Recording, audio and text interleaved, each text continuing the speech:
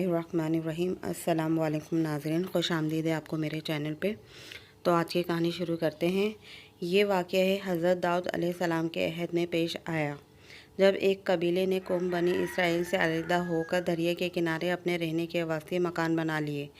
इन लोगों ने अक्सर काम हुकाम तौरात के ख़िलाफ़ शुरू कर दिए थे। इन अमूर में एक ये भी था कि वो हफ्ते के दिन मछली का शिकार ना किया करें और न दुनिया की कोई ख़रीदो फ़रोख्त किया करें। ये सब चीज़ें किताब तौरात में हराम थी। इन लोगों ने कोई परवाह ना की और इन हराम करदा चीज़ों पे कारबंद हो गए।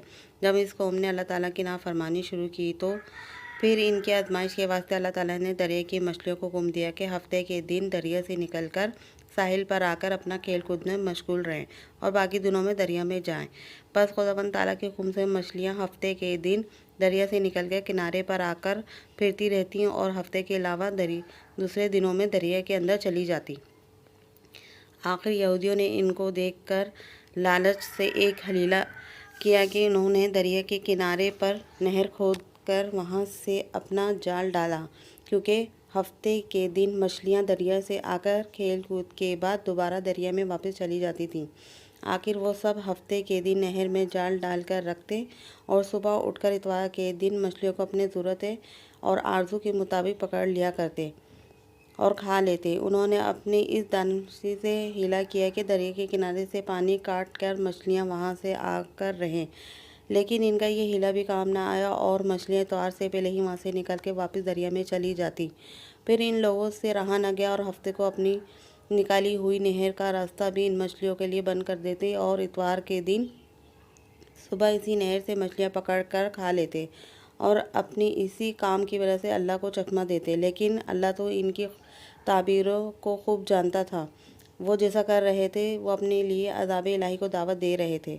इन लोगों में से 3 फ़िरके हो गए। एक तो वो थे जो शिकार करते थे, दूसरे वो लोग थे जो बाज आ गए थे, नाफरमानों में से बराबर मना करते रहे, और तीसरे वो थे जो मना करने से थक गए थे और इनको मना करना छोड़ दिया था।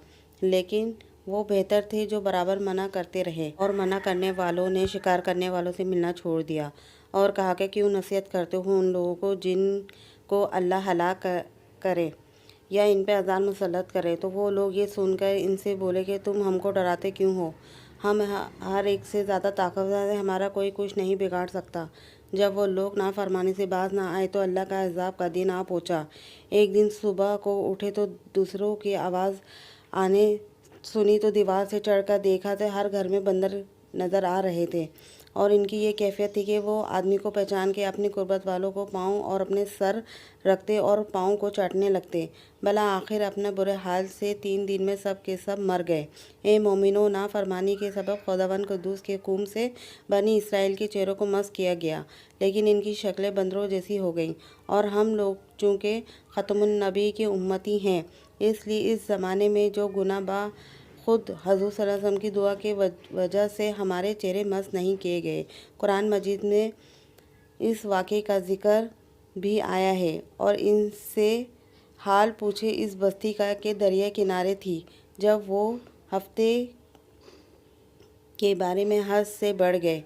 जब हफ्ते के दिन इनको मछलियाँ पानी में तैरती इनके सामने आती और जो दिन हफ्ते का ना होता ना आए, इसी तरह हम उन्हें आजमाते थे इनकी बेहिक्मी के सबब।